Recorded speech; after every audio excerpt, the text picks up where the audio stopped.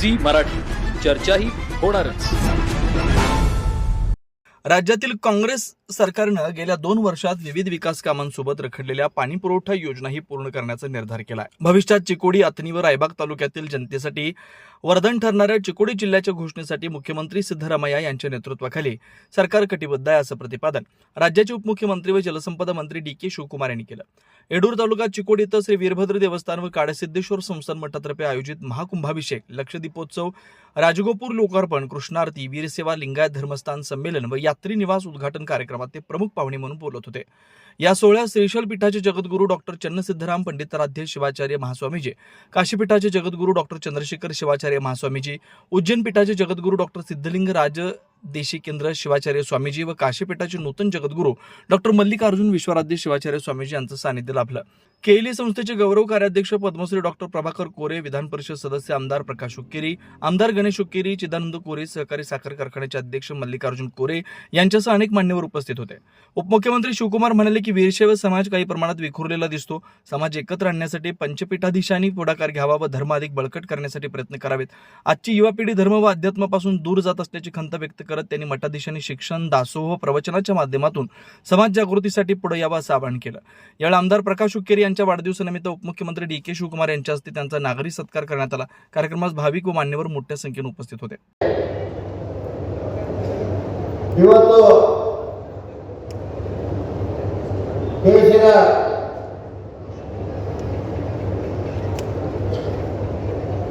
ದೇಶದ ರಾಜ ಗೋಪುರವನ್ನು ಉದ್ಘಾಟನೆಯನ್ನು ಮಾಡಿದಂತ ಗಣತಂತ್ರ ಉಪರಾಷ್ಟ್ರಪತಿಗಳಾದ ರಾಧಾಕೃಷ್ಣರವರು ಮತ್ತು ಅಧ್ಯಕ್ಷಸ್ಥಾನ ವಹಿಸಿದಂತ ರಾಜ್ಯಪಾಲರ ದೇವಚಂದ್ರ ತೋಟ ಅವರು ಸುಮಾರು 9 ಗಂಟೆಗೆ ಆಗಮಿಸಿ ಒಂದು ಬೃಹತ್ ಶ್ರೀಗಳ ಒಂದು ನೇತೃತ್ವದಲ್ಲಿ ಒಂದು ಬೃಹತ್ ಕಾರ್ಯಕ್ರಮ ಮಾಡಿದ ನಂತರ ಇಲ್ಲಿವರೆಗೆ ತಾವೆಲ್ಲರೂ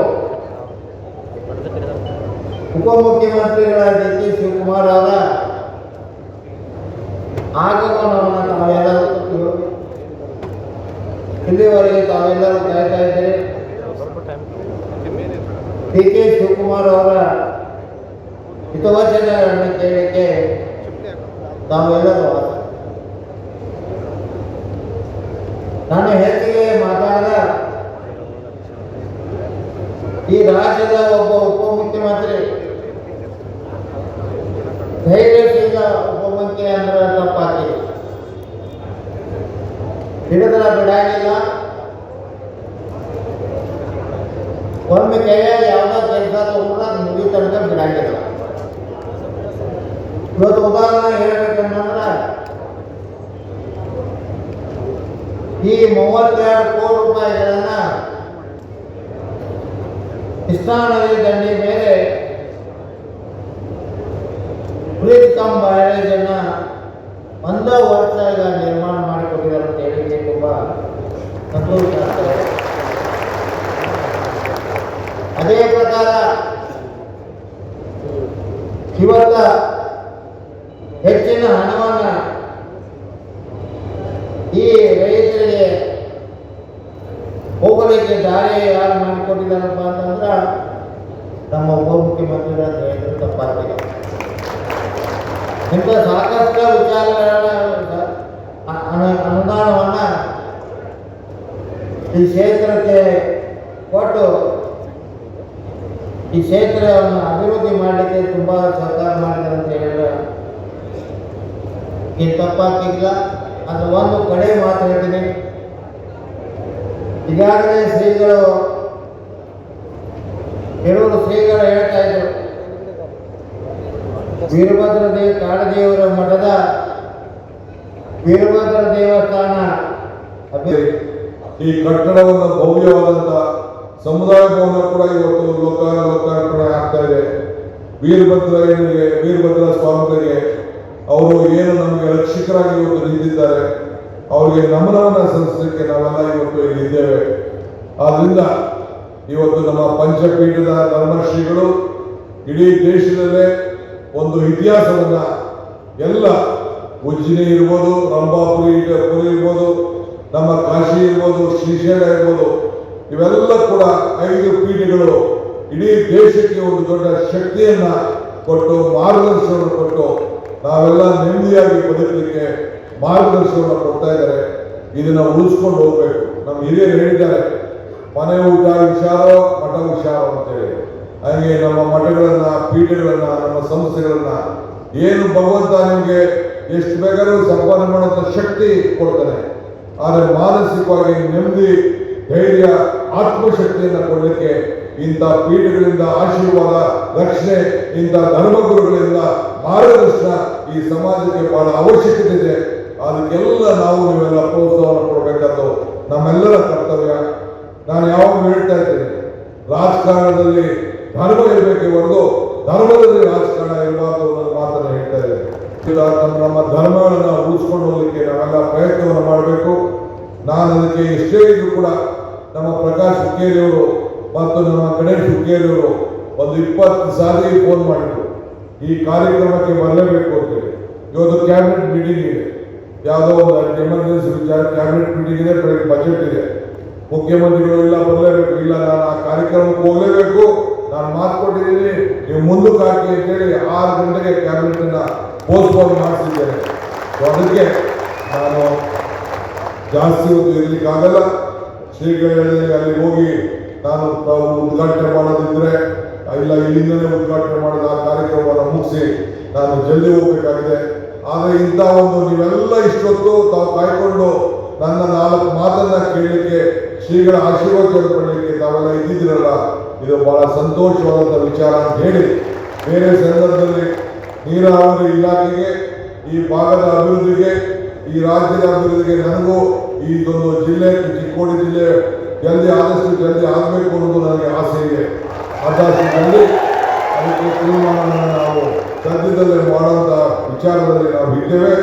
ಇವತ್ತು ನಮ್ಮ ಗಣೇಶ್ ಹುಕ್ಕೇರಿ ಮತ್ತು ಪ್ರಕಾಶ್ ಹುಕ್ಕೇರಿ ಈ ಭಾಗದ ಅಭಿವೃದ್ಧಿಗೆ, ನೀರಾವರಿ ಕೆಲಸಕ್ಕೆ ಏನೆಲ್ಲ ಬೇಡಿಕೆ ಇಟ್ಟಿದ್ದಾರೆ ಆ ಕೆಲಸವನ್ನ ನಿಮಗೋಸ್ಕರ ಮಾಡಲಿಕ್ಕೆ ಈ DK ಶಿವಕುಮಾರ್ ಬದ್ಧರಾಗಿದ್ದಾರೆ ಅನ್ನೋ ಮಾತನ್ನ ಈ ಸಂದರ್ಭದಲ್ಲಿ ಹೇಳಲಿಕ್ಕೆ ನಾನು ಬಯಸ್ತೇನೆ. ಯಾಕೆಂದ್ರೆ ಅವರು ಈ ರೈತರಿಗೆ ಸಂಬಳ ಇಲ್ಲ, ರೈತರಿಗೆ ಪ್ರಮೋಷನ್ ಇಲ್ಲ, ರೈತರಿಗೆ ಪೆನ್ಷನ್ ಇಲ್ಲ, ರೈತರಿಗೆ ಲಂಚ ಇಲ್ಲ, ಸೊ ಆ ರೈತರಿಗೆ ರಿಟೈರ್ಮೆಂಟ್ ಇಲ್ಲ. ಆದರೂ ಕೂಡ ಇವತ್ತು ನಾವೆಲ್ಲ ಸೇರಿ ಆ ರೈತನ ಬದುಕಿಗೋಸ್ಕರ ನಾವು ಮಾಡ್ಕೊಂಡು ನಾವು ಬರ್ತಾ ಇದ್ದೀವಿ.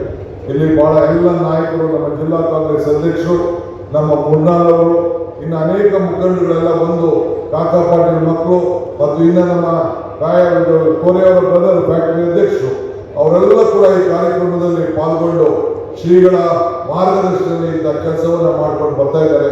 ನಾವು ನೀವೆಲ್ಲ ಸೇರಿ ಮಠವನ್ನ ಕೈ ಜೋಡಿಸೋಣ, ಈ ಕ್ಷೇತ್ರವನ್ನ ಬೆಳೆಸುವಂತ ಕೆಲಸವನ್ನ ಮಾಡೋಣ ಅಂತೇಳಿ ಪ್ರಾರ್ಥಿಸಿ, ತಮಗೆ ಶುಭವನ್ನು ಹಾರೈಸಿ, ತಮ್ಮ ಆಶೀರ್ವಾದ ಯಾವಾಗಲೂ ಕೂಡ ನಮ್ಮ ಮೇಲಿರಲಿ, ಈ ಸರ್ಕಾರದ ಮೇಲಿರಲಿ ಅಂತ ತಮ್ಮನ್ನು ಕೂಡ ನಾನು ಪ್ರಾರ್ಥನೆ ಮಾಡಿಕೊಂಡು ಶ್ರೀಗಳ ಪಾದಗಳಿಗೆ ಮತ್ತೆ ನನ್ನ ನಮಸ್ಕಾರವನ್ನು ಹೇಳಿ ನನ್ನ ಮಾತನ್ನು ಮುಗಿಸ್ತೇನೆ. ನಮಸ್ಕಾರ. ಪರಮ ಪೂಜ್ಯ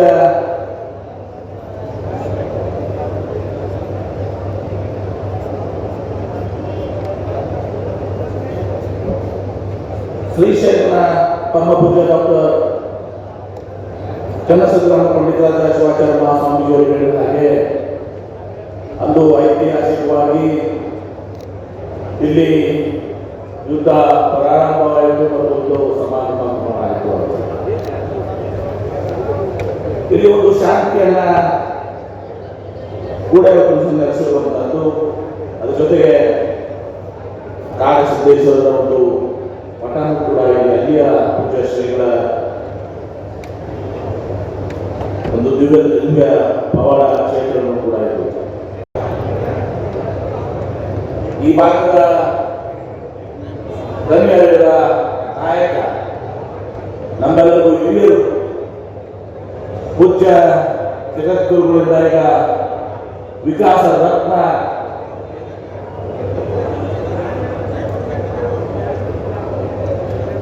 ಒಂದು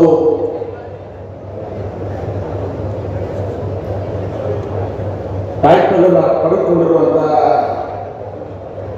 ಆತ್ಮೀಯರಾದಂತಹ ಶ್ರೀ ಪ್ರಕಾಶ್ ಶೃಂಗೇರಿಯವರೇ, ಮಾಜಿ ಮುಖ್ಯಮಂತ್ರಿಗಳು, ನಮ್ಮೆಲ್ಲರಿಗೂ ಹಿರಿಯರು ಹಾಗೂ ಪ್ರಸ್ತುತ ಬೆಳಗಾವಿಯ ಸಂಸದರು ಆದಂಥ ಶ್ರೀ ಜಗದೀಶ್ ಶೆಟ್ಟರ್ ಸಾಹೇಬ್ರೆ,